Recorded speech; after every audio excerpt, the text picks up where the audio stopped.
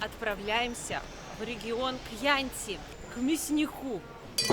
Будем есть много, пить тоже много. Сейчас мы спускаемся вниз под землей. Здесь всегда постоянная температура. Зимой и летом она не меняется, где-то 14 градусов. Изюмом пахнет. А скажи честно, итальянцы много пьют? Пробуем розовое вино. Снова дегустация, не прошло и получаса. О, бистек, вот он. Повесьте на потолок колбасу. Вау!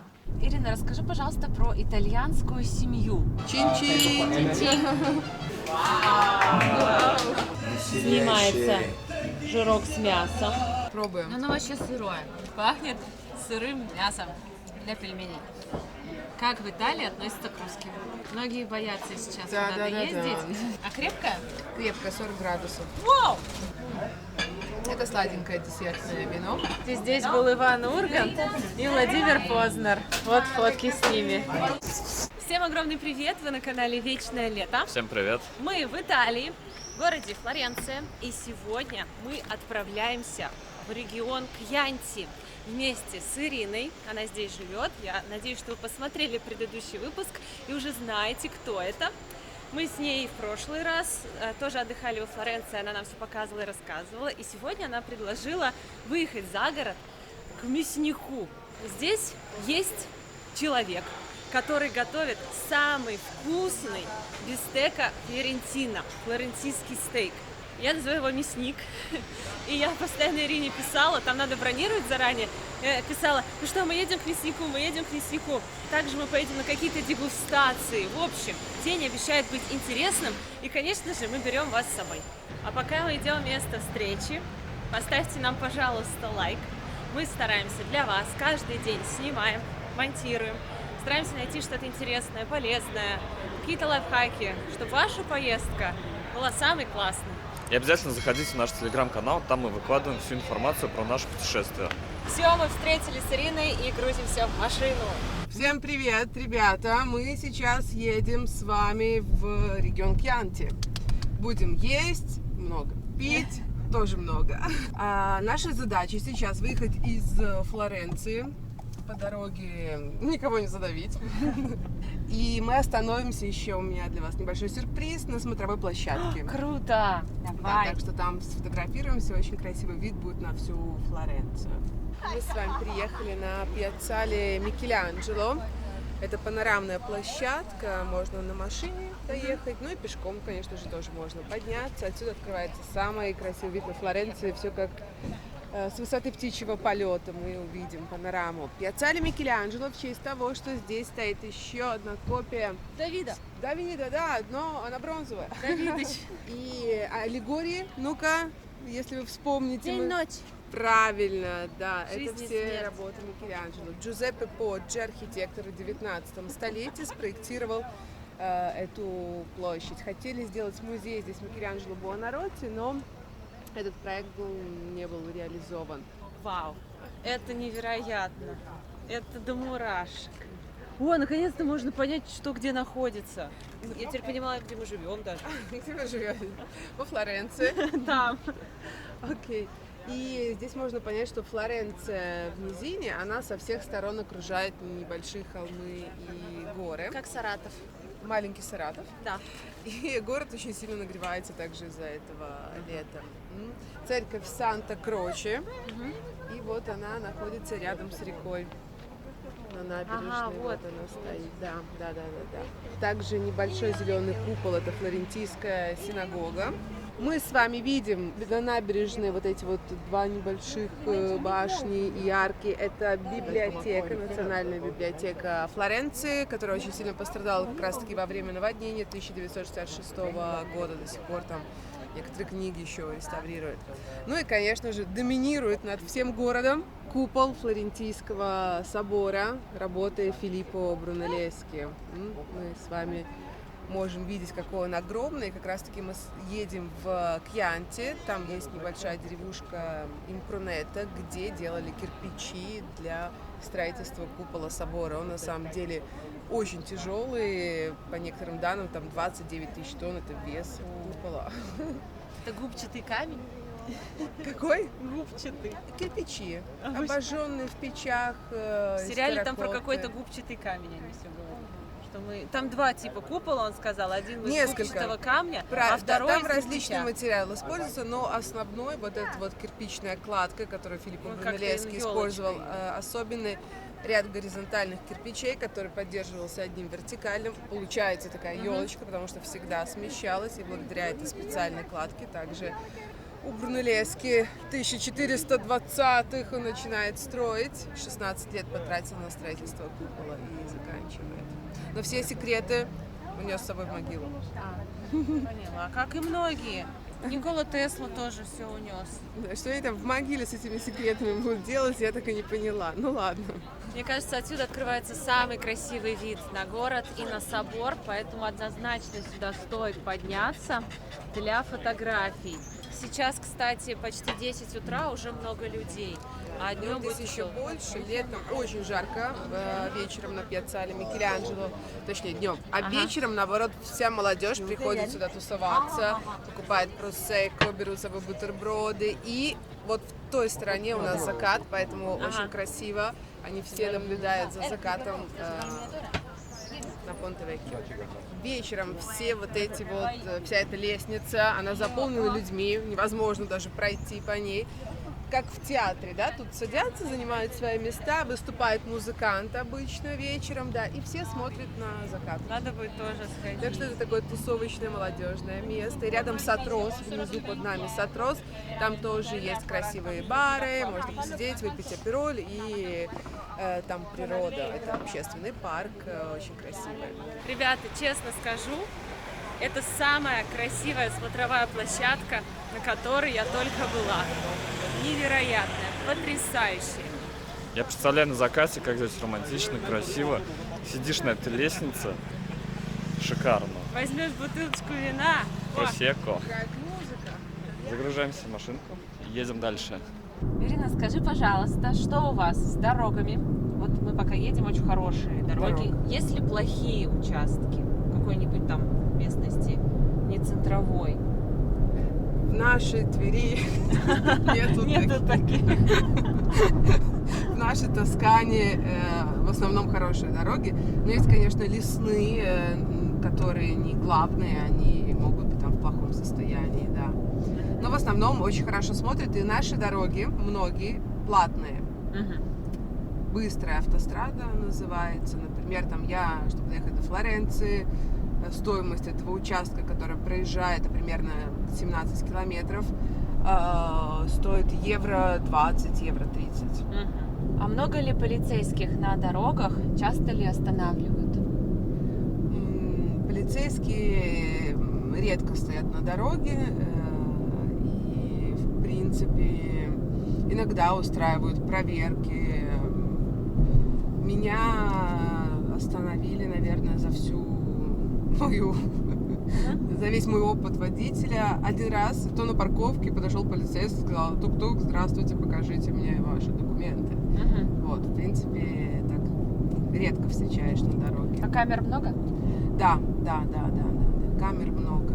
Какой штраф у вас за превышение скорости? Может, знаешь? Штрафы в Италии от 40 евро за неправильную или просроченную парковку, неоплаченную, и до бесконечности. Ну, где-то около 80 евро, я думаю, за превышение скорости.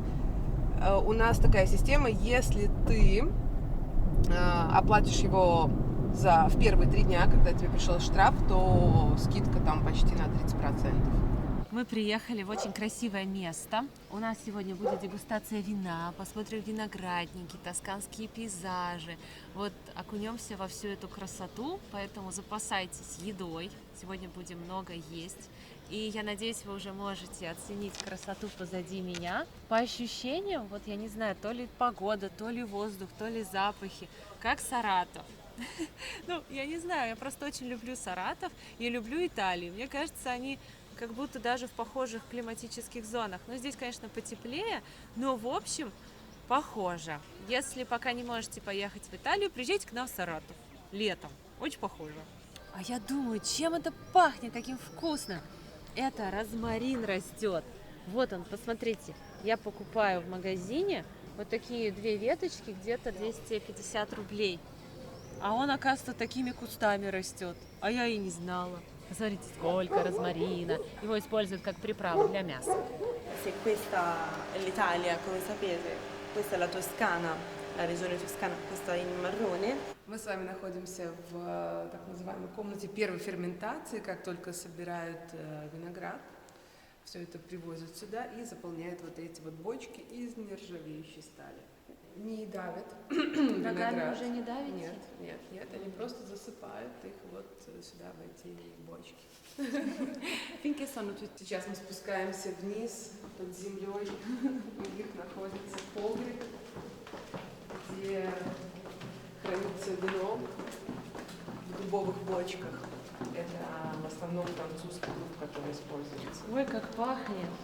Здесь всегда постоянная температура. Зимой и летом она не меняется, где-то 14 градусов. Изюмом пахнет. Очень сильно пахнет изюмом. В основном используется французский дуб при изготовлении таких бочек. Вот эта вот большая, на 500 литров, она называется тонно. И вино хранится здесь примерно, выдерживают 12-14 месяцев. И есть еще поменьше, которая называется барик, она 250 литров. Зависит от того, какое вино они делают, определяют также тип бочки. Здесь мы с вами видим цементные бочки, которые, в принципе, используются для того, чтобы также здесь удерживать вино, но уже в последней его фазе созревания, то есть оно здесь отдыхает. Потому что цемент, он не дает дополнительных вкусов и ароматов вину. Фико и перфило – это два вина биодинамических, которые они делают, фико и перфило. И вот выдерживается в этих бочках, опять-таки, период времени quanto? per 12 mesi. 12 месяцев, 12 месяцев. Разливают, здесь разливают вино по бутылкам, наклеивают этикетки, закрывают пробкой и потом уже отправляют на экспорт. В основном большее количество вина, которые они производят, они средние производители, не самые большие, отправляют на экспорт. Они хранятся как музейный экспонат, там даже есть некоторые подписаны 1820-30-х годов, и герб семьи Корсини. Использовались они для того, чтобы здесь раньше хранили оливковое масло. Семья производителей вина, но также они более знамениты, наверное, как производители оливкового масла. Мы зашли с вами в сад в итальянском стиле, где очень красивые всегда геометрические узоры из растений. В любое время года цветут цветы, фруктовые деревья. И сейчас мы поднимемся, посмотрим на наше владение. Небольшой домик, где проживает семья. Дача. Хороший домик. В одной части у них архив находится, в другой части они живут. Красота. Просто красота. Да, и вот так вот выходят с утра, любуются своими владениями. Как картина. Здесь, наверное, нет никаких заводов, да? Вот экологически чистый регион. Ну, в основном здесь очень развито как раз-таки аграрный сектор, это производство вина, кьянти, кьянти классико, и у них 12 тысяч оливковых деревьев. О, То есть они производители. По сути, это деревня. Ну, как бы мы Это где? маленькая деревня, Деревня. Да, да, да. Вот, посмотрите, Маленький какие городок. деревушки в Италии. Вот, знаете, меня иногда на ютубе называют деревенщина. Продолжайте называть. Вот, я деревенщина. Вот моя деревня. Вот мой дом.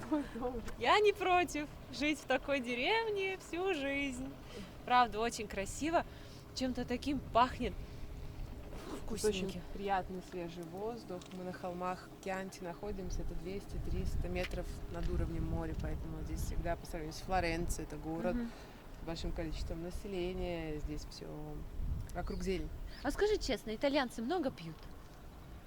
Итальянцы в нашем понимании пьют, они не пьют, они сопровождают свою трапезу вином, бокалом Каждый вина. день сопровождают? Кто-то каждый день, кто-то только вечером, кто-то раз в неделю, по-разному. Ага. А если здесь выпить на завтрак вино, или это считается дурным тоном? Ну, на завтрак, наверное, не надо.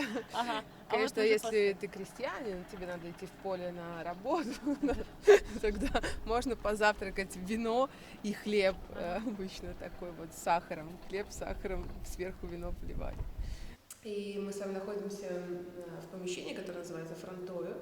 Здесь делают оливковое масло. Это общественное фронтое, поэтому все люди, у которых есть свои оливки, могут снять себе его, и сделать свое оливковое масло. У тебя нет случайно? У меня 2 дерева, ну мне не хватит.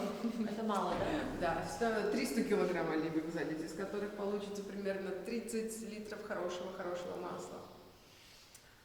Экстра virgine d'oliva первого холодного режима. И засыпают сначала все оливки сюда, потом по этой трубе они поднимаются вверх. Так как когда вы собираете оливки, туда веточки попадают, листики, вот они выдуваются, да, по этой трубе.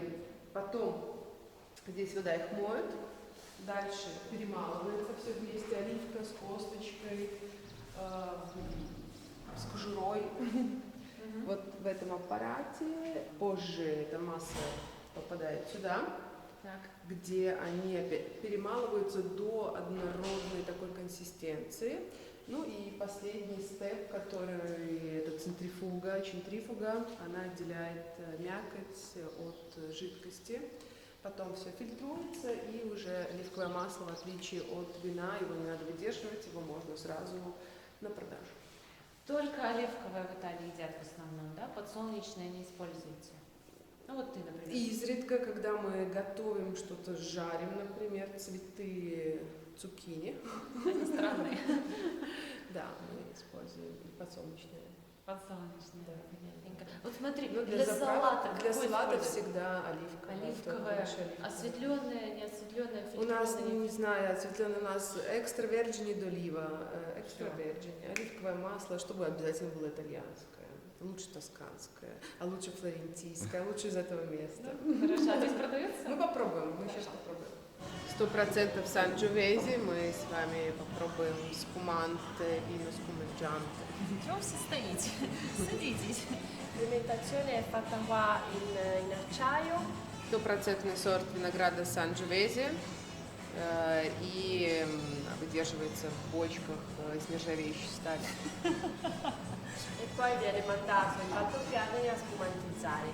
И, конечно же, так как мы находимся в регионе Кьянти, обязательно должны попробовать молодое вино Кьянти, которое выдерживается 12 месяцев вот в этих больших бочках из цементных. 95% Sangiovese, 5% Colorino. 95% сорт винограда Санджовези, плюс 5% колорино, тоже тосканский сорт винограда.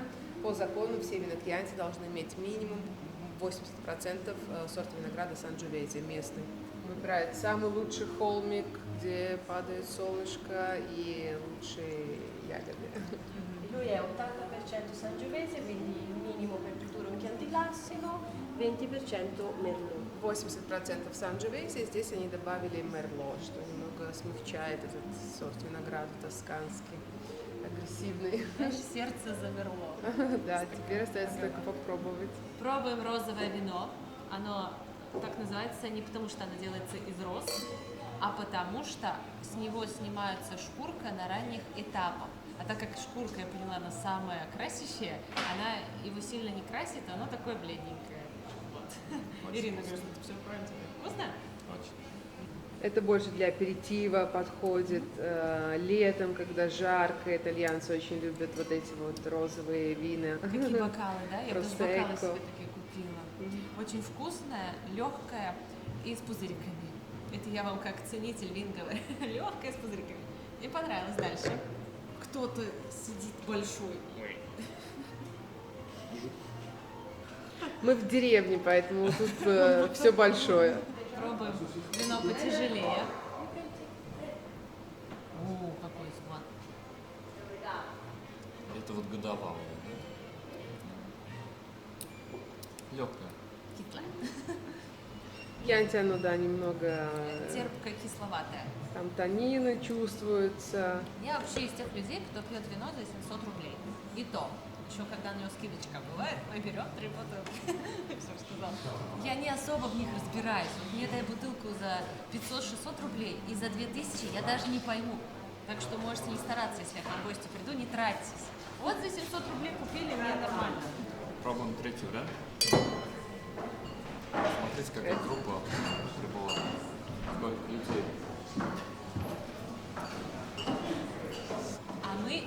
втроем. Ну, втроем. У нас индивидуальная экскурсия, поэтому вот все для нас. Заметьте, этот вкус уже более насыщенный. Потому что оно выдерживается, во-первых, в бочке, да, мы видели, и тут больше вкусов, ароматов добавляется, можете почувствовать спелые, например, там Как духи ягоды, Да. вишня.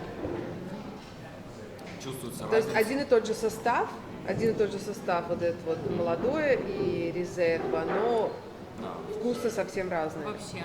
Более насыщенный вкус, а здесь простенько. Такое. Оно базовое, оно на каждый день. Как я сказала, для меня это вино лесорубов. Ну и третий вариант, самый выдержанный, это уже Самое, да, Гранд Селекционе считается лучшая линейка вот со всей этой линейки Chianti Classico, которую они делают. И здесь Мерло, поэтому намного ароматнее, мягче, Вот эту да, бутылочку приятнее надо взять. всегда. Очень вкусно.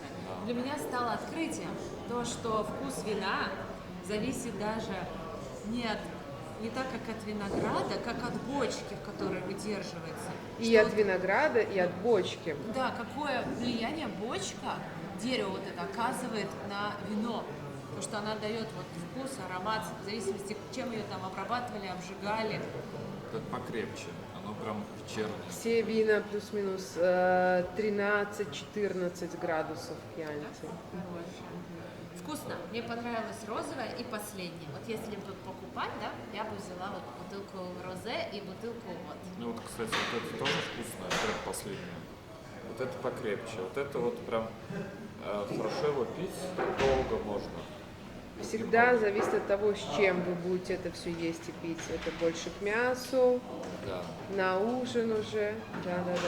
Ну, прикольно, мне всегда хотелось разбираться в вине, и мне кажется, здесь, в Италии, приехать на виноградник, посмотреть, как это готовят, как вино производят, попробовать, ну это же круто, это же круто. Я всегда мечтал попасть Да? на виноградник. Ты уже как итальянец выглядишь, как будто у тебя свой виноградник. Скажите, Саша потихонечку трансформируется в какого-то итальянца. С ним иногда на итальянском говорят, и он молчит, слушает, потом, да, я не разговариваю по-итальянски, что же я пытаюсь-то понять.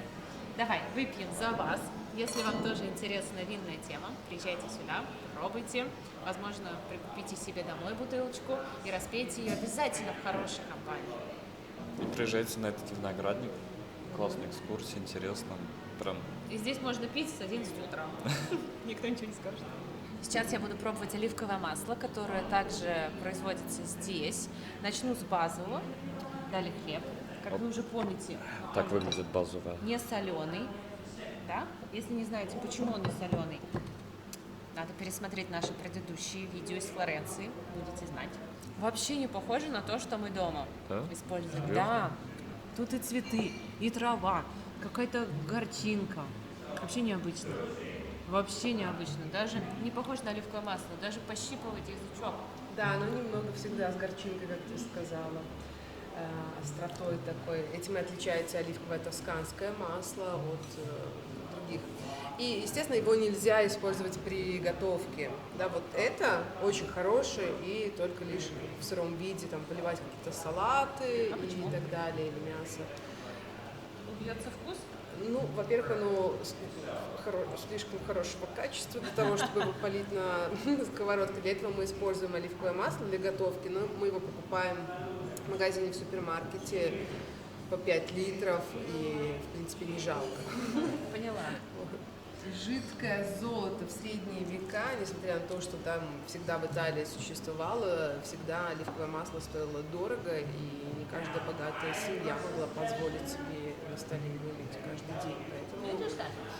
вот, жидкое золото. Мы богатая семья, считаемся.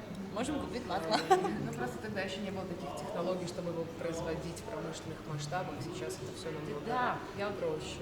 смотрю, раньше всякие купцы в богатых домах жили хуже, чем среднестатистический сейчас даже россиянин. У них и отопления не было, и еды нормальной не было. Воды Все в холодно, доме. воды нормальной не было. Холодильника. Ой, вообще как без телевизора жили. Ну, все было немного в другом варианте, все да. было, но немного... И холодильники тоже существовали без электричества, просто лед покупали, реально в горах его заготавливали, покупали лед, клали в глубокие ямы, и он не таял даже летом. Лекарств нормальных не было. Ну, с лекарствами действительно Беременность на лягушках. проблема, да. С лекарствами медицина средневековая была очень отсталой. У тебя что-то болит, прописываем вино. Вино не помогло, 2 литра плохой крови выпускаем. Ну, если ты выжил, чувак, тебе повезло. Как бы вот, так что цените то, как мы сейчас живем. Вот знаменитый тосканский пейзаж, когда мы видим красивые кипарисы вдоль дорог. С одной стороны виноградники. Сюда всегда классно приезжать в любое время года, потому что, например, осенью это все желто-красное. Или сейчас вот только-только появляются там листики или что-то зацветает.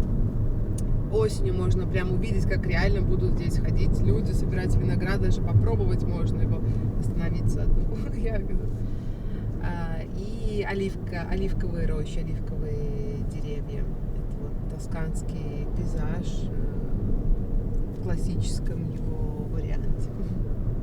Конечно, есть еще там другие зоны, Вальдорче, например, там можно просто такой небольшой холмик увидеть, наверху которого оливки. И овечки там где-нибудь пасутся еще. Гладиаторы, если вы смотрели «Гладиаторы», Обожаю то фильм. как раз-таки его снимали на юге Тосканы, не здесь, в Кьянте, потому что есть несколько зон производства вина в Тоскане. Мы находимся в Кьянте Классико. Когда он говорил о своем доме, да, он говорил, оливки черные, как волосы моей жены. И вот эти вот фрагменты, когда он возвращается домой, ну, сейчас заплачу. Это один из моих любимых фильмов. Да? Да, очень красиво снят и такой. Все, в следующий раз поедем смотреть «Долину Вальдорче», где снимали «Гладиаторы». Да, круто, я бы очень хотела. Верацано, замок здесь у нас есть на холме. И, возможно, могли слышать такое имя, как Джованни да Верацано. Это был первый человек, который доплыл до мыса Нью-Йорк, вот современный, где сейчас находится Нью-Йорк. То есть первый европеец, который вышел, доплыл до этой земли, это был наш флорентиец, тосканец Джованни да Верацано. Эту экспедицию спонсировала также флорентийская семья банкиров Конти, которая до сих пор существует. И Верацано, он, к сожалению, не вернулся со своего путешествия, потому что он пошел знакомиться с местным населением. И считается, что его съели каннибалы. Я так и догадалась. Теперь флорентийцы шутят так, что уже в то время американцы любили вкус флорентийского мяса, потому что вот у нас. И семья производителей вина, и вкус вина Кьянти, да, почему в Америке это так все популярно, потому что они уже попробовали нашего Джованни да Верацано и поняли, что это made in Italy. Городок, в который мы сейчас приехали, называется Греви-ин-Кьянти. Греви – это бурная река. А, вот это бурная ваша река? Да, в честь которой Греви и река Греви в Кьянте, поэтому такое название получила. Посмотрите, здесь можно снимать программу в мире животных, например. Утки живут, различная живность. И этот городок, он появился в средние века, это был такой центр пересечения. Тут рядом Флоренция находилась, Сиена, в принципе, тоже недалеко. И здесь рынок устраивали. Рынок, где продавали животных, поэтому постепенно этот рынок, рыночная площадь преобразовалась в город. Понятно. Пойдем посмотрим его главную площадь. И также здесь зайдем в самый большой дегустационный зал в Тоскане. Снова дегустация, не прошло и получаса. Это как большой музей вина. Я очень люблю сюда заходить, потому что здесь все производители вина Кьянти представлены. Можно заблудиться. Здесь вот, например, мы проезжали замок Верацано, это Джованни да Верацано, и всегда мы можем увидеть на вине Кьянти Классико его отличительный знак черный петух. Черный петух и маркировка DOCG, контролируемое, гарантируемое производство. В этом месте вы можете попробовать вина, например, вот здесь вот выставлены резерва, Кьянти Классико резерва, вам выдают карточку, вы вставляете сюда и выбираете размер. Мне нравится, у нас в Саратове во всех торговых центрах стоят кофе-автоматы. Почему не поставить вот такие винные автоматы? Пришел в Саратове, да, со своей карточкой выбрал И к бокальчик, шопинг, выпил, уже да. ничего не надо. Стоишь, думаешь, а у меня хорошая сумка, и ботинки нормальные. Вот, так что особенность этого места то, что вы можете сами выбирать, какое вино вы хотите попробовать. Смотрите, в зависимости от размера. Просто дегустация 3,55. Обычный бокал 7,09 евро и большой бокал 14 евро. Ну, цены везде будут отличаться, потому что зависит от того, какое вино вы будете пробовать. Например, здесь вина Гран Селекционе и Маремма Тоскана, это также юг Тосканы. Самые дорогие вина это супер тосканские, вот они супер тосканские. Ага, супер тосканский, так и называется. Тосканские, да. Почему? Потому что их делают из международных сортов винограда. Например, вот у тебя хороший вкус, ты взяла Фреско Бальди. Эта Да, мне семья понравилась очень упаковка. давно, одна из самых первых во Флоренции начала производить вина, до сих пор этим занимается. Сколько? 120 евро они в среднем. Эти супер тосканские вина, они стоят очень дорого, потому что Кьянти, для вина Кьянти есть закон, который предусматривает 80% там Санджовези и так далее, а производители начали задумываться о качестве и хотели делать виды такие, как во Франции, но на самом деле у них получилось еще круче, потому что они высаживают там Каберне Савиньон, Мерло, Каберне Фран. И в Тоскане, благодаря этому климату, получается и выдержки в бочке, маленькой бочке баррик, вина намного, иногда даже лучше, чем французские, которые занимают первые призы на международных конкурсах. Еще два крутых вот тосканских вина, это Брунелло ди Монтальчино. Опять-таки можете посмотреть, что цены здесь немного выше, оно стоит от 40 евро, 85, есть бутылки за 100 и выше. Делают 100% сорта винограда Санджовези и Гроссо. И если мы хотим получить это вино, нам надо 4 года. 4 года выдержки. Если резервы, то это еще плюс. У меня нет такой выдержки. У меня тоже. Первый раз вижу такую скульптуру. Хорошая скульптура, крылатый торс. Если вы не заметили, там еще и крыло Нет, имеет. я крыло вообще не заметила. Что-то тряпочка какая-то. Как будто, вообще не так, как у всех. Ну, соблюдает размеры, да? Да, пропорции. Обычно это никогда не выделяется часть, но здесь вот почему такое решение. Мы находимся на главной площади этого городка Гревинг-Янти, где люди кайфуют, обедают, пьют вино, наслаждаются жизнью. И помните, я вам говорила, что город был как рынок, да? Да. Появляется. Вот именно здесь, на этой площади, устраивался рынок. И до сих пор каждую субботу сюда приезжает рынок. Но уже продают не животных, конечно же, а Колбасу какую-нибудь прошутто, да, сыры, трюфели. китайские вещи. Китайские. Китайские вещи. Да ладно. Вот наш Джованни де Верацано, в честь которого памятник стоит. Наш мученик и страдалец, доплывший до мыса Нью-Йорка. И мы сейчас зайдем в настоящий рай вегетарианца. Это мясная лавка. Ой. А я как бы люблю Искушение. мясо, но вегетарианца, понятно, а потом так вырулила. Пойдем, прошутто, мы на завтрак едим каждый день. В отеле нам дают. Мы всегда сразу берем. И колбаски у вас вкусные, и вот это вот ветчина, и прошутто. Да, в Тоскане очень много кабанов, поэтому также есть мясные изделия, которые делают из Кабанчиков. О, Ой-ой-ой. Хамон. это очень круто. Ребята, такое увидишь только в Италии. Реально.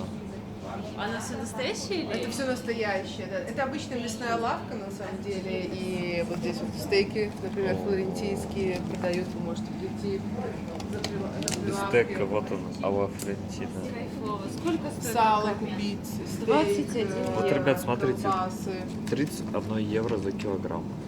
Ну Что? это Чтобы вы не думали, что стейки в ресторанах дорогие. в ресторане 60 за килограмм. Ну там готовят, Да. подают. Вот представьте, вы итальянская сеньора, которая здесь где-то живет в этой местности. Вы пришли, с утра выпили кофе в прекрасном баре, потом надо что-то к обеду купить. Ну, вот заходите в такую мясную лавку, где хорошие продукты, качество, и итальянцы очень любят, чтобы все было местное.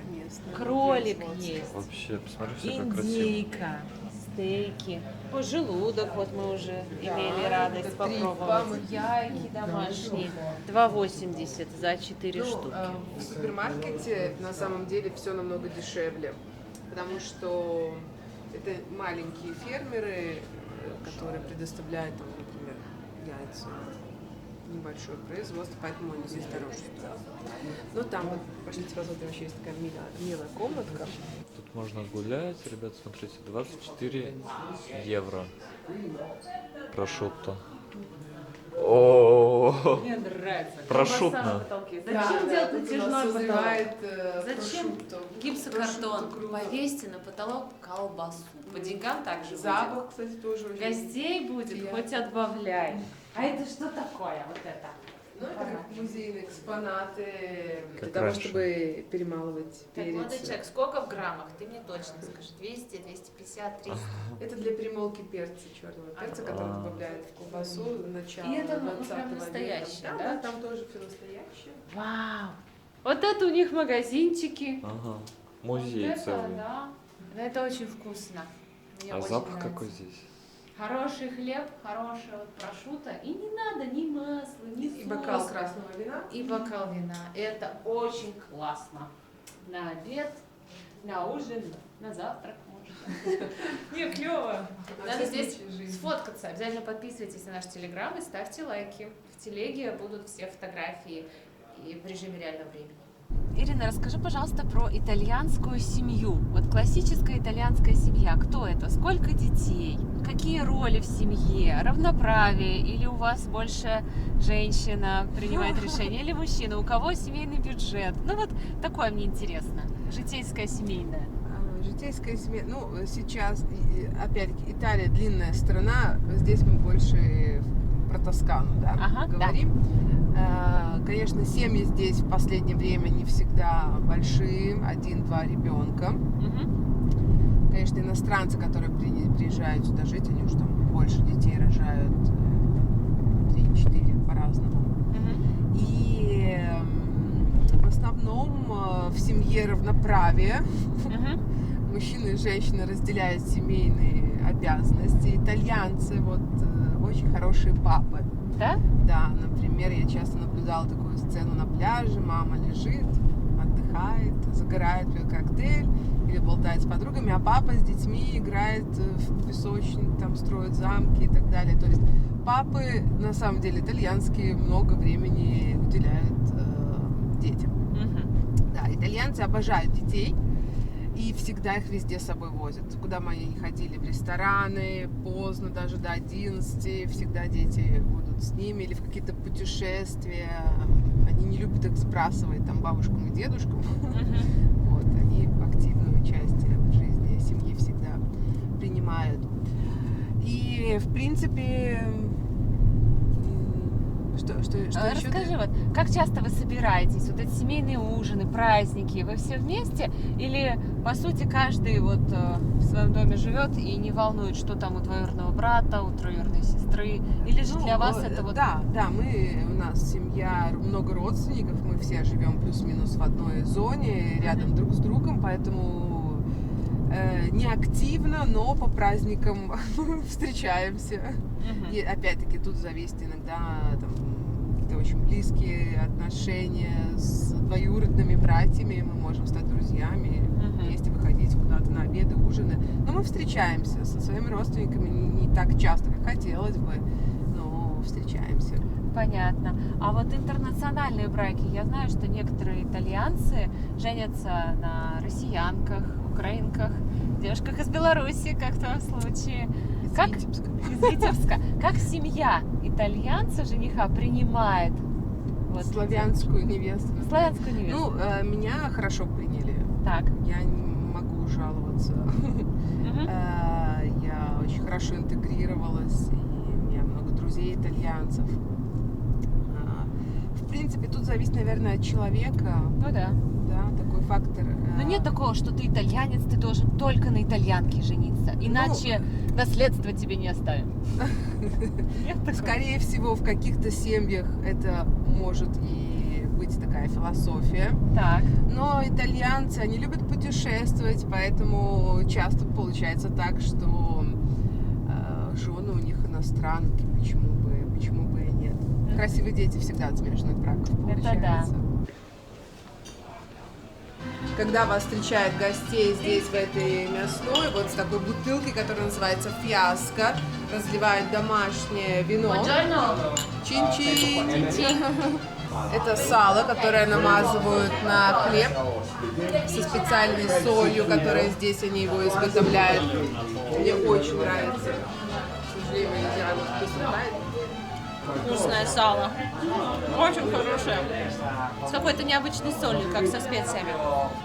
А соль они делают специально. Кстати, вот он, мясник. Тот самый знаменитый мясник Дарио Чупини, который здесь открыл свою мясную лавку. Он прославился тем, что когда запретили продавать бифштексы, была болезнь бешенства, он похоронил, устроил торжественные похороны стейка, да, но через несколько лет добился того, что заново можно было это все продавать и торговать. Поэтому это был магазин, просто обычный магазин, где продавали вот мясо, как мы сейчас видим здесь на витрине. Sign, which is so much fun.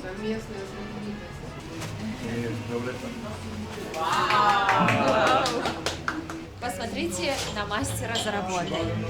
Разделка мяса. Такой большой кусман, острый тесак, улыбка. Еще мне нравятся его усы. Очень красивый. Он рассказал, что его брат работает в Санкт-Петербурге. Он очень обрадовался, что мы из России, пожал мне руку и сказал на русском «Доброе утро». Это было очень приятно, когда тебя встречают хлебом, вином и приветствиями на твоем родном языке. Вот так вот аккуратненько снимается жирок с мясом. То есть мастер смотрит, чтобы кусочек был не сухой, не жирный, чтобы он был идеально обработан, ничего лишнего, чтобы вы получили максимум удовольствия от этого потрясающего вкуса. И еще хочу вам показать прикольный холодильник здесь есть. Вот, здесь хранится мясо, уже обработанное, и здесь написано 37 дней, 22 часа. Когда подойдет его время, его достанут и приготовят специально для вас. Как мы могли убедиться, здесь очень любят гостей, ценят и стараются их удивить и порадовать. Классно, что мы в этом месте, и без Ирины мы бы сюда не приехали. Потому что тут все на итальянском, ничего не понятно. Спасибо, я тебя благодарю. Говорю, без тебя мы бы никак сюда не попали. Отлично, теперь пойдем пообедаем. Пойдем. Нам принесли вино. Это вот дегустация местного вина. На всякий случай воды, но она нам не понадобится. Вот эта бутылка, да, я понимаю, на вечер Да. достаточно. О, сколько штук 2 литра? литра. 2 литра обычно фиаско на 2 литра. Это домашнее, да, местное? Да, вино простое. За тебя, пьем за тебя. За то, что ты помогаешь людям пополнять коллекцию вкусов и расширять их горизонт. Чтобы у тебя все было хорошо в жизни. Спасибо большое, спасибо. тебе. Ура! Все, погнали. Смотрите, как нам масло наливают, оливковое. Сейчас еще будет наливать. Будем снимать этот прекрасный момент.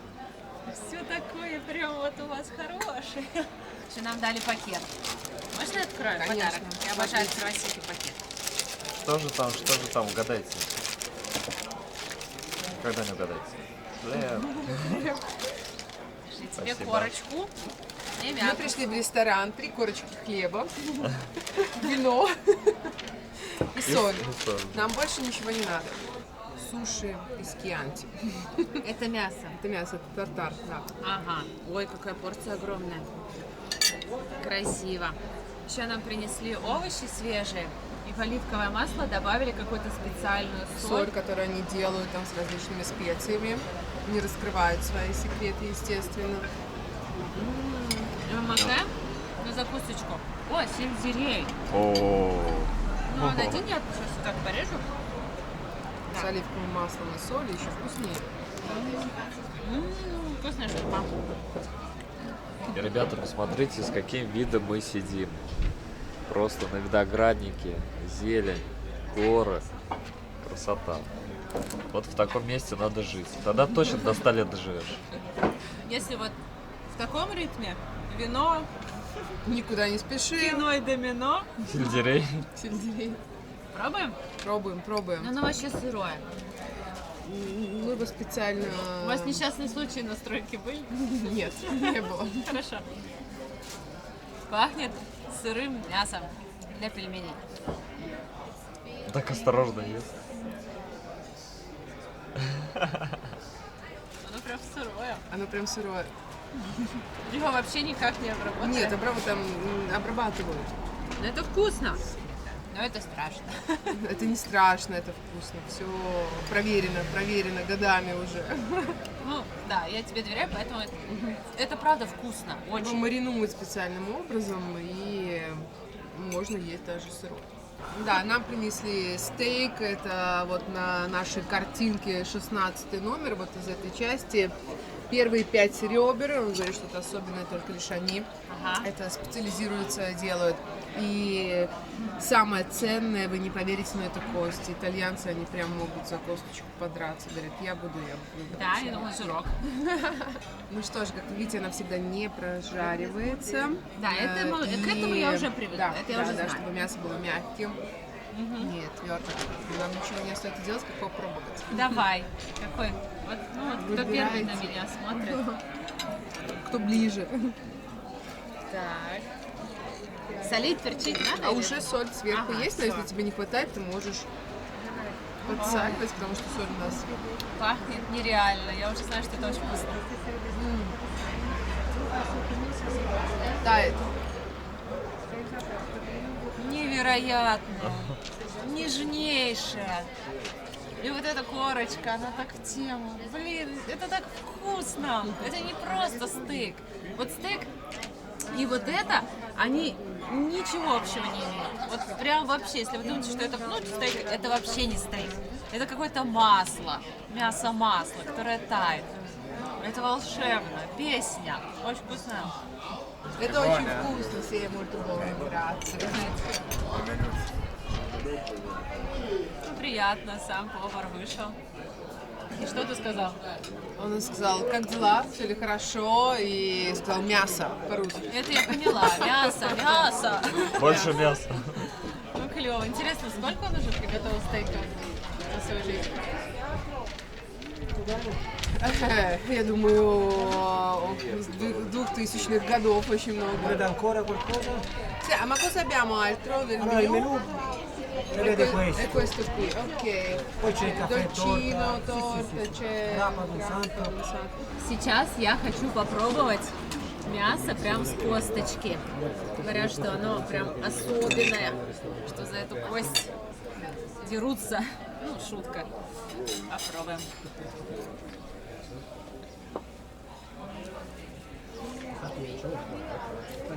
Очень жирненько, очень вкусненько. Мясо с корочкой, свежее, хорошее. С вот этим вот, здесь очень много оливкового масла. Мы, кстати, втроем едим этот стейк и все никак не можем доесть. Он просто гигантский.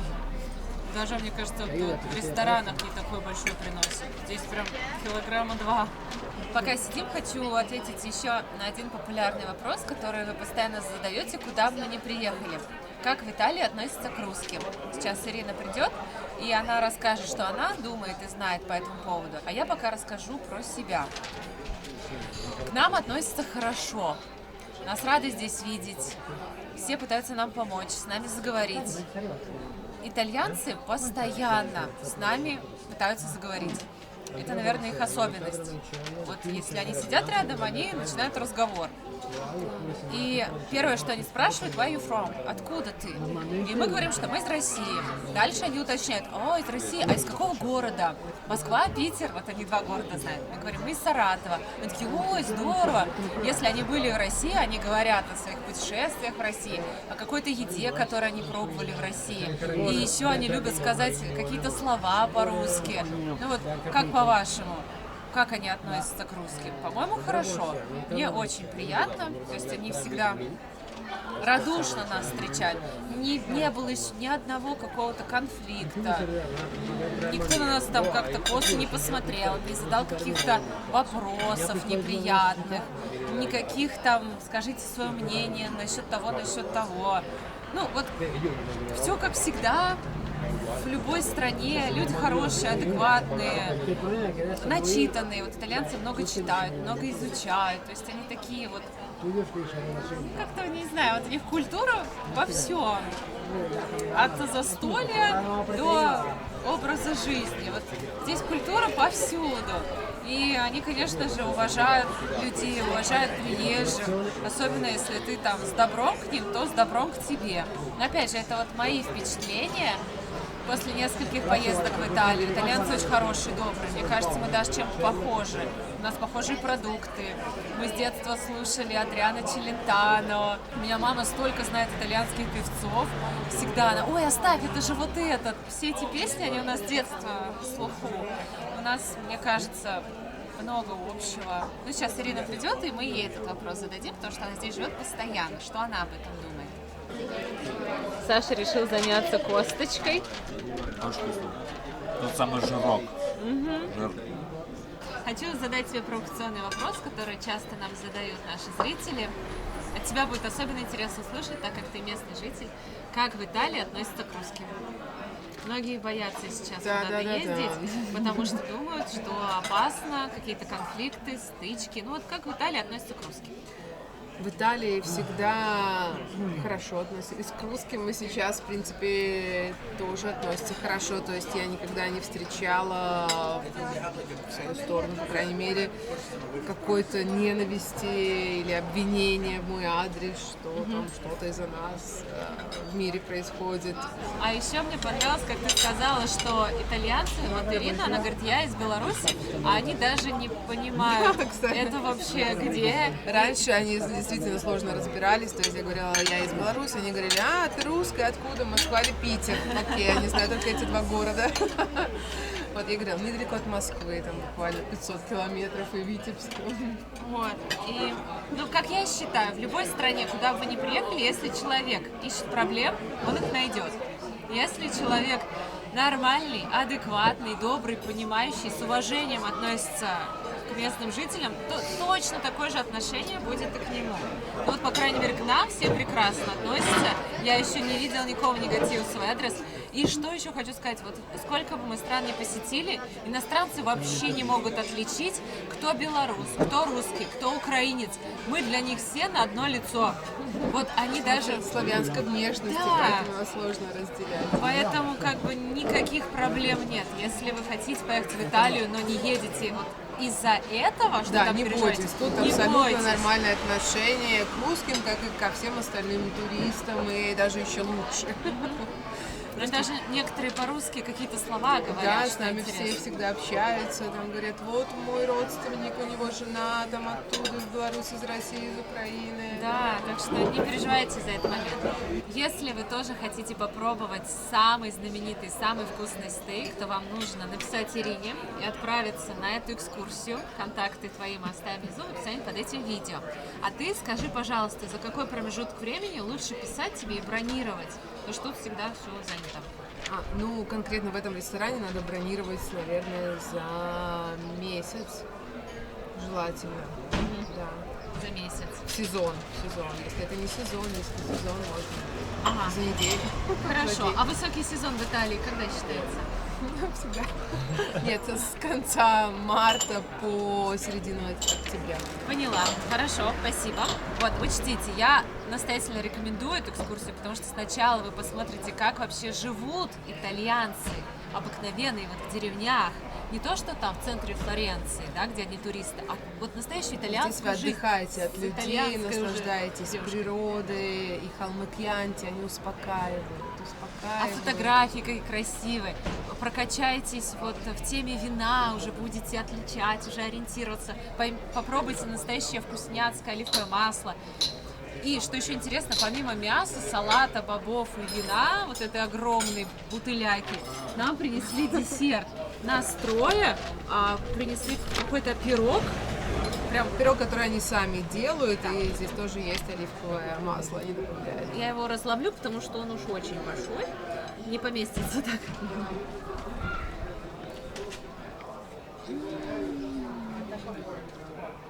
Апельсиновый, не приторный, то есть он слегка сладковатый, и вот насыщенный вкус апельсиновой цедры. Вот знаешь, я готовлю кулич ваш итальянский панеттоне на Пасху. А у нас еще будет амаца кафе. Это значит, что после такого обеда, ужина, всегда итальянцы предлагают диджестивы. И мы можем выбрать граппа или граппа. Я не знаю. Sweet wine. Questo è Vinsanto. Граппа и Винсанто. Это десертное вино. Я думаю, вам надо попробовать и то, и другое. Давай, если Allora, puoi fare assaggiare un po' tutto. это Io виноградная граппа no, водка. Спасибо. Да, граппа это виноградная. А крепкая? Крепкая, 40 градусов. Вау! Io grappa no. Хорошо. Vinsanto sì, un pochino. Пахнет виноградом. Vinsanto, святое вино. Grazie. Ну, прям виноградом пахнет. Давайте. Пьем за вас, за ваши впечатления. Мы надеемся, что мы смогли передать атмосферу, заразить вас, какую-то идейку вам подкинуть, как можно провести свой день, если приедете во Флоренцию сюда. Это сладенькое десертное вино. Сладкая водка, как командария на Кипре. Да, Похоже? да, пахнет даже так же виноградом. Классная, вкусная, Попробуй вот крепкая и это сладкая. Сейчас попробуем. А это как называется? Винсанто, святое вино. Его делают из-под вяленого винограда, поэтому там много сахара. Она получается Тоже вкусная. Они оба похожи на командарин. Это вино, его всегда подают как десерт, и обычно сюда макают печенье кантучи. А я прям хотела сюда помакать. Кантучи, да. Ты нас научила тогда, Ирина столько всего нам рассказала, и мы тоже с Сашей куда-то приходим, смотри, кантучи, давай возьмем, макаем. Мы даже кулич панеттоне макаем в красное вино, когда он такой, знаешь, уже сухой. И мне все в семье говорят, ну что, будешь готовить панеттоне в этом году? Молодец. Он особенный кулич, я готовлю, да. Молодец. Макаем потом с Сашей винишко. Так что мы у вас много чего подворовали. Это прекрасно обмениваться идеями, культурами, поведением. Да. И кофе здесь тоже не подают эспрессо, это кафе мокка, то есть в такой гейзерной кофеварке, и оно не сильно крепкое. И мокка. Приятно такое. Ты пила много кофе, когда жила в Витебске? Я вообще не пила кофе, когда сейчас? я жила в Витебске, и первые годы в Италии тоже я как-то так боялась всегда, но сейчас я минимум 3 чашки кофе в день выпиваю, если Вот, то есть у меня нет кофе, то это не откладывается. проблема. А еще Ирина сказала, что она раньше не любила макароны. Ненавидела. Да, а сейчас, я не понимаю, как можно на первое блюдо есть пасту, макароны. Ну, в Италии это абсолютно нормально, то есть у них первое считается паста с различными соусами. Ну вот, кстати, всему заметьте, привыкаешь. нет полных сильно людей. Вот они едят пиццу, пасту. Вот сидит итальянец. Нормально, да? Выглядит. Вообще не полный. Я так на них поглядываю, все хорошо выглядят. Все Мужчины и стройные. женщины, все стройные. Потому что, вот, разгоняют кровь. Ирина привезла нас в еще одну красивую локацию. Это смотровая площадка. Отсюда открывается потрясающий вид на Тоскану. Невероятный пейзаж. Сейчас такие красивые облачка. Здесь так вкусно пахнет. Такие деревца красивые. Все такое ровненькое, ухоженное, чистое. Не валяется нигде мусор. Так и хочется запечатлеть вот этот вот каждый сантиметр себе на память. Кстати, один наш великий соотечественник тоже любил отдыхать в Тоскане. Арендовал здесь дом. Как вы думаете, о ком я говорю? А я говорю о великом русском композиторе Петре Ильиче Чайковском, который ловил вдохновение именно в этих пейзажах потрясающих. Я чувствую, что во мне тоже уже сейчас просыпается что-то прекрасное. Но я не умею ни рисовать, ни сочинять музыку. Я иногда пытаюсь сочинить, но это какой-то плагиат, это уже существовало. Но я могу, как мне кажется, по-доброму, красочно рассказывать и влюблять вас в то, что нравится мне. А мне это определенно нравится. Я очень хочу, чтобы вы побывали здесь, увидели это своими глазами, прочувствовали эту атмосферу, подышали этим воздухом, съели этот стейк, выпили этого вина. Я думаю, что вам понравится. Я от всей души вам это рекомендую. А как это сделать, мы рассказали. Все просто, понятно, когда с вами есть человек, который говорит по-итальянски, который знает, как все это организовать. И мы с вами приехали в городок Сан-Джиминьяно. Это город средневековый, который, в принципе, с 13-14 века дошел до наших дней. Я его называю такая машина времени, которая тебя переносит в средние века. Этот город еще называют город средневековый Манхэттен, потому что здесь были дома-башни. Вот вы можете посмотреть, некоторые из них уже видны. Таймс-сквер! Да. Божечки, Уолл-стрит!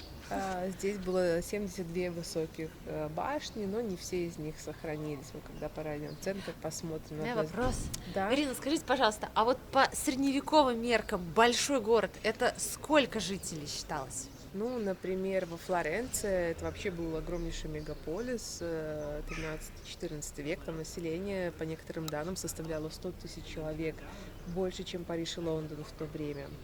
Почти в 10 раз меньше, чем Саратов. Сейчас, например, этот городок Сан-Джиминьяно, он очень маленький, и здесь всего лишь живет 7 тысяч человек.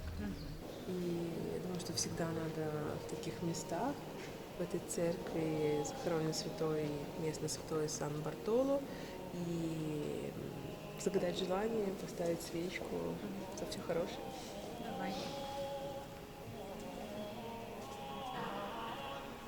Смотрите, мы здесь встретили котика де Медичи. Кстати, кот, если в живописи, это вот как символ дьявола, его всегда еще отражали. Собака — символ верности, кот всегда являлся хорошим символом. В церкви нужно учиться, чтобы это значило. Такой ты красивый, такой большой. Да, ты итальянский кот. Этот городок сейчас, конечно же, живет в основном туризмом, и здесь очень много художественных галерей искусств. Современные итальянские художники, мастера выставляются тоже. Твой любимый кофе, напиток? Признавайся. Мой любимый кофе-напиток, ну, утром обязательно капучино, и уже после обеда кафе макиато с немного эспрессо, чуть-чуть молока. Почему итальянцы не пьют капучино после обеда? Нет никакого закона, запрещающего пить капучино после обеда. Поэтому, если вы его очень хотите выпить после обеда, то я вам разрешаю. Да? Можно. Хорошо, спасибо. А то мы иногда хотим, стесняемся. Сейчас скажут. Для туриста это позволительно, ну и для местных иногда тоже. Вот. Поэтому у каждого свои предпочтения вкусовые. Мы пьем кофе за барной стойкой, и сейчас вы узнаете почему. Все итальянцы пьют в основном кофе за барной стойкой, потому что, ну, во-первых, они делают это быстро. Если вы сядете за столик, то вы оплачиваете, дороже будет стоить кофе за обслуживание, ну и, конечно же, время уже будет растягиваться. Не так быстро вам бариста сделал, вы вышли и побежали по своим делам. Если вы сядете, пока примут заказ, пока вам сделают кофе, пока вы принесут, пока вы расплатитесь, это уже полчаса. У нас нет столько времени. Вот, так что но если люди работают, если вы отдыхаете, конечно, полный релакс за чашечкой кофе. Городок Сан-Джиминьяно, он знаменит тем, что в основном в Тоскане все производят красное вино, а здесь делают белое вино. Оно называется Вернача из Сан-Джиминьяно. Вернача, и это вино даже Данте Алигьери упоминает в божественной комедии, и его очень любил Микеланджело Буонаротти. И всего 7,50. И всего 7,50. Ирина, вот смотри, в Италии очень много модных людей. Милан, столица моды, во Флоренции много модных бутиков. Скажи, пожалуйста, вот что никогда не наденет итальянка? Вот И это был легкий вопрос. Ну, что вы не терпите? Я знаю, что когда перегружены украшениями, вы так не Но любите. нет, итальянки любят всякую бижутерию, это да, они все могут носить. Но, наверное, они будут все очень хорошо сочетать, чтобы цвета между собой не ссорились, чтобы Ага. это все как бы не такие цветастые, вот как наши женщины любят иногда переборщить понимаю. цветом и стилем, так вот так бы они никогда. То есть они предпочитают более элегантные Вот. цвета, простые, довольно-таки базовые, дополняя их какими-то аксессуарами. Я заметила, что они любят природные цвета. Какой-то песочный, серенький, бежевый. Чтобы обязательно был воздух между одеждой. Они никогда не берут, не наденут маленькую одежду, обтягивающую какую-то. Я не вижу слишком обтягивающих вещей. Ага. Надо съездить в Неаполь. Так, а там И там что? посмотреть местную моду. Вот эти яркие мужчины в цветных рубашках, это все в Неаполе, женщины Да? в обтягивающих одеждах, леггинсах и так далее, да. От региона к региону отличается мода, стиль, поведение, язык, диалекты, абсолютно кухня, все отличается в Италии. Поэтому, когда вы путешествуете по Италии, 20 регионов — это как будто бы 20 маленьких стран, которые вы посещаете. Мы захотели попробовать здесь знаменитое мороженое. Здесь есть мороженица, которая 2 раза побеждала в конкурсе на лучший вкус мороженого в мире. Он называется крем Святой Филе, крема ди Санта Фина. И также Ургант и Познер Да, посещали. я смотрела их Да, в программе путешествие. Италии. Там даже фотография есть, я вам потом покажу. Ну, знаешь, мы должны отстоять эту очередь, это стоит того. Она быстро проходит. Хорошо. Обязательно вкусы, которые надо попробовать, это, естественно, крем Святой Фины. Он побеждал в конкурсах. Я очень люблю малину и розмарин. И вот это вот курва фьезели в честь флорентийской футбольной команды Фиорентина. Здесь рикотта и черника. Есть еще вкус, например, верначчо из Сан-Джиминьяно, вина. И многие-многие другие. Мы сейчас зайдем, посмотрим. Заказываем. Вот, смотрите, здесь был Иван Ургант и Владимир Познер. Вот фотки с ними. Шафран и кедровые орешки еще туда добавляют, маленькие пиноли. Очень вкусное, все вкусное. Я уже все попробовала. Необычно. Даже не знаю, какой вкуснее. А какое выиграла премию? Святой Фины. Вот желтенькое. Да, крем Святой Фины. Вот это вкусное, малиновое. Это моя любимая. Вообще обалденное. Вы только посмотрите, какой вид. Здесь можно выпить апероль с видом на Тоскану, на эти горы. Вау! Все такое у вас красивое. Все дома одинаковые. Смотри, а я могу построить дом по своему проекту? Мне кажется, нет. Он будет В выделяться. историческом центре нет, потому что они соблюдают определенные законы, чтобы все смотрелось гармонично, и какое-то яркое строение современное вряд ли Ну и можно хорошо. здесь возвести. Здесь волшебный колодец, который исполняет все желания. Нужно бросить монетку, загадать желание, и все. Больше ничего делать не надо. Ты Мне сюда нравится. вернешься еще. Еще и вернешься бонусом. Все, ура! Вот Своей смотрите, сколько наивных людей в мире. Миллион просто. Меньше, чем людей, которые бросают деньги в Фонтан Треви, Я который только щас 2-3 миллиона евро в год зарабатывает. А мы помним, что Фонтан Треви заказал Папа Римский из Флоренции, Клементий XII. И герб там его украшает. Где мы вино пили. Флорентийцы, у нас бы даже фонтан такого красивого в мире не существовало. Вот.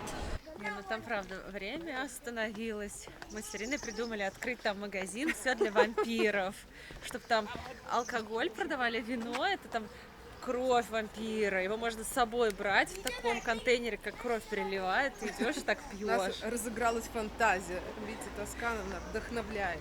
Клыки, метлу продавать, бургер с кровью. Ну, предлагать свои идеи. Что еще можно там замутить? Время 7:30 вечера. Наша экскурсия закончилась. Ирина привезла нас во Флоренцию. Мы хотим сейчас пойти на ужин. И посмотрите, на улице пошел дождь. Зато свежо, хорошо. Мне очень понравилась экскурсия. Время пролетело незаметно. Все было очень вкусно, интересно. Я думаю, что вам тоже очень понравилось. Действительно, то, что запомните на всю жизнь. все-таки иногда прогноз погоды не обманывает. Пошел настоящий ливень просто. Мы пока добежали, уже все промокли. И дождик, я не скажу, что теплый, как в Таиланде, а прям такой нормальный, освежающий. Даже не хочется под ним бежать. И зонт негде купить. Нам где-то 400 метров идти до ресторана, но он только усиливается пока.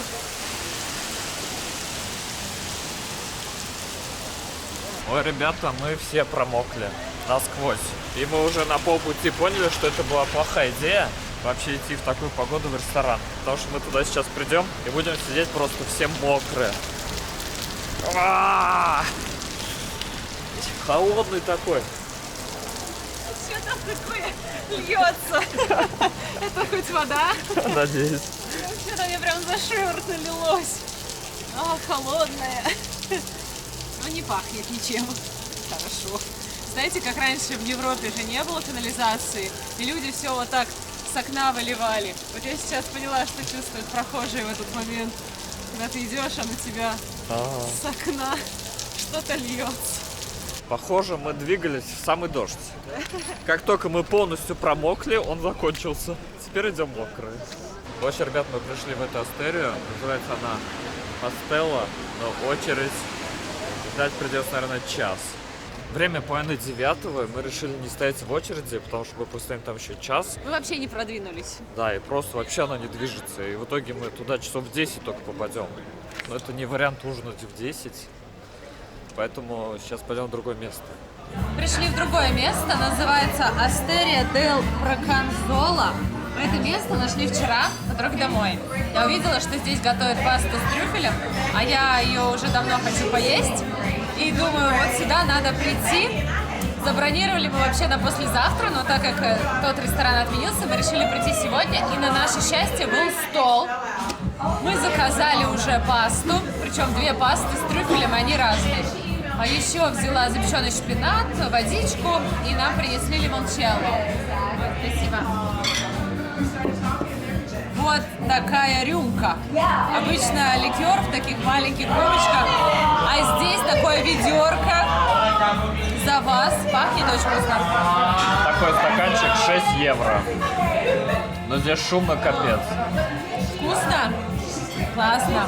Лимончелло вообще вкусная штука. Вообще место красивое, вот посмотрите за моей спиной. Такие бутылки.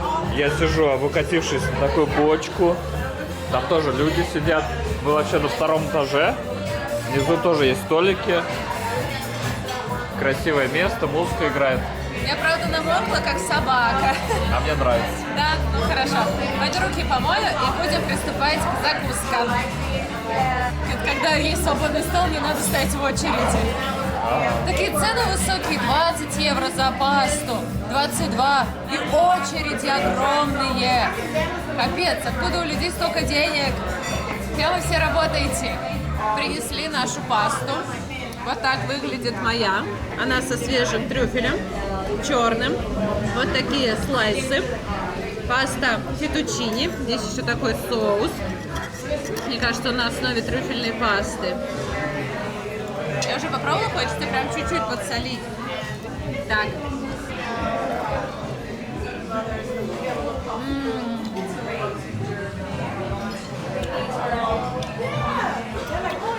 Это прям то, что я хотела. Кстати, сами вот эти слайсы трюфеля на вкус странные. Как какое-то мыло. Ну, по консистенции крошится. Но вот этот трюфель подчеркивает вкус пасты. И это становится просто чем-то нереальным, необычным. Посмотрите, какая красота. Трюфеля много, даже пасты много. Просто невероятно. Так необычно. Думали взять карбонару, потом думаем, да мы карбонару и так везде едим. Так, а у тебя тоже, у Саши другая паста, тоже домашняя, такая толстая. Она тоже с трюфелем. Трюфельный соус. Очень вкусная.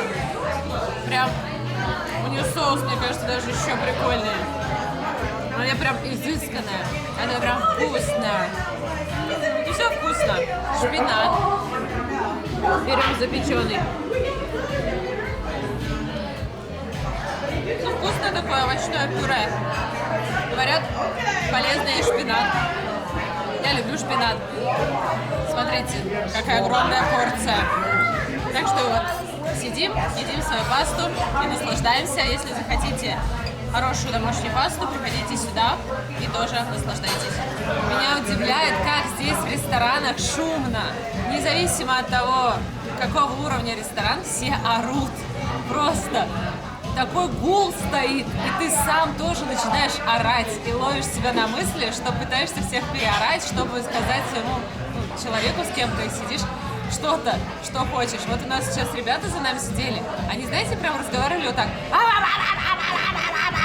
И я также начинаю говорить, потому что, ну, хочется, чтобы тебя услышали. Они ушли, и стало как-то пусто, одиноко.